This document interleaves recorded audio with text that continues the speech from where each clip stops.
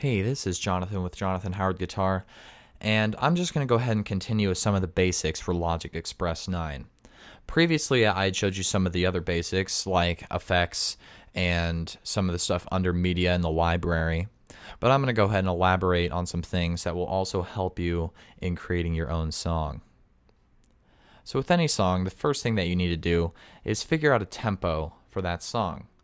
And there's two ways to get to tempo. You can either click on lists, and there's a tempo tab here, and you can change it there.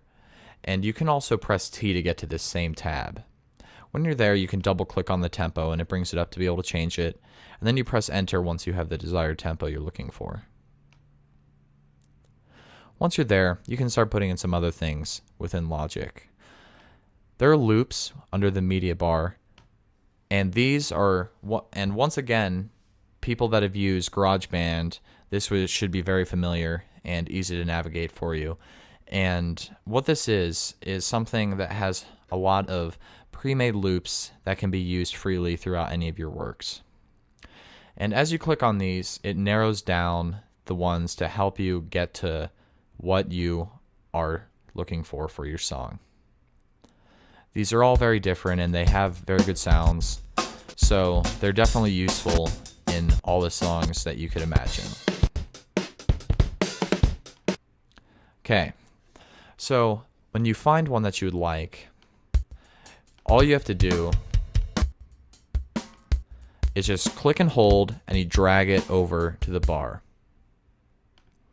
And then it shows up here in the project.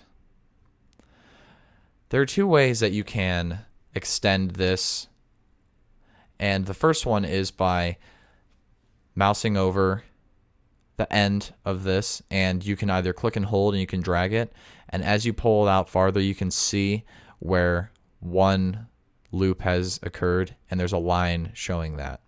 Another way is you can copy and paste it. Once you have it selected, you press Command C and it's copied, and you put your line over at the end and you press Command V and it'll copy it right at the end, and you can do that as many times with either of these. So now that I have that in there, I can go ahead and listen to that. Obviously pretty bland since it's just drums. So I'm going to go ahead and add something else. Look under guitars.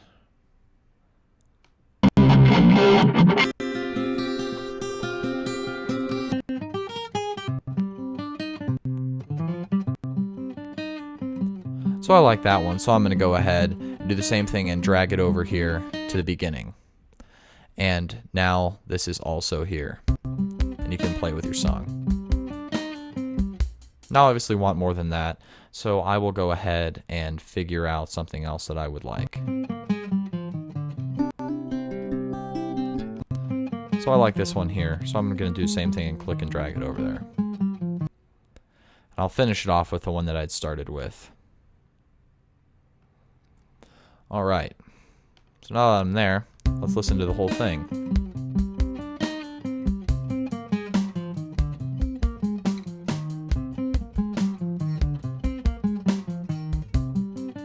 It sounds very good and it works well together, but it's missing something, so I'm going to go ahead and go back over here, and I think I'm going to add some bass.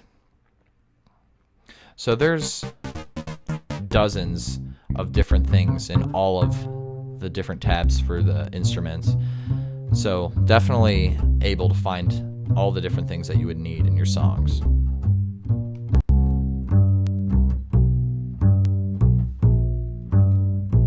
So I think I'm going to go ahead and use that one. Same thing, click and drag it over here and put it at the beginning.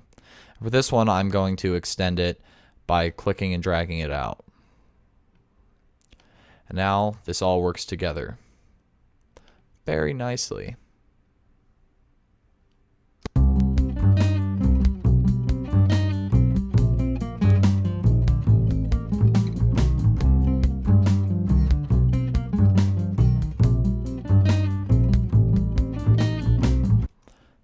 There's that, and you can go through all of these, and there's plenty of things to add to your entire song. So another thing that I always find useful when I'm making my own songs is to be able to color coordinate all of the tracks. This is very useful and allows me to navigate through things pretty easily without having to read anything. I know that sounds lazy, but it helps out. So you can color coordinate these. You can select them, and then you can pull up the color palette by pressing Option C. Then you can choose any color you want on here, and it changes the track that you've selected. And you can do that for all of these, and it definitely helps out just by being able to make, say, vocals one color, and then you can make your guitars another color, and so on. So helps out. Those are some pretty attractive colors there, I must say.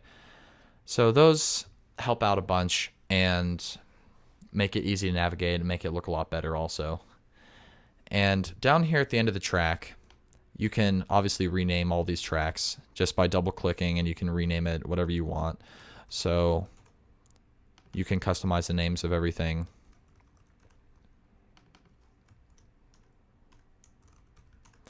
So everything is very easy to make and put to your likings, which is nice. So one other thing that I'm going to go over really quick is the audio and how to change the volume levels in this. So for one, when you click on the different ones, and here in the bottom left, this bar is sitting here. And this is audio, but that's changes the audio for the entire track, which is generally not what you're going to want, because an entire track's probably not going to have the same volume level throughout the entire thing, unless it is something very simple, or if you're using these loops, like these drums would probably stay the same. But if you're recording with your own instruments, those instruments probably are not going to be the same level throughout the entire song. So automation is a great way to get the sound levels you need throughout the entire song.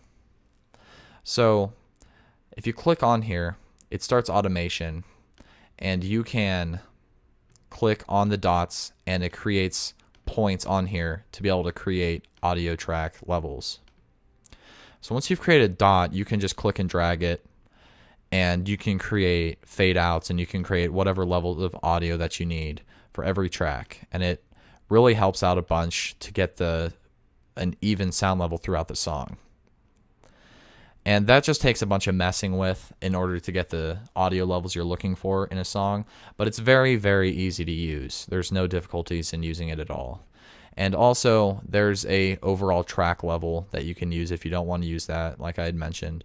But automation is what I have found to be the easiest way to get the sound levels that I've needed throughout my songs.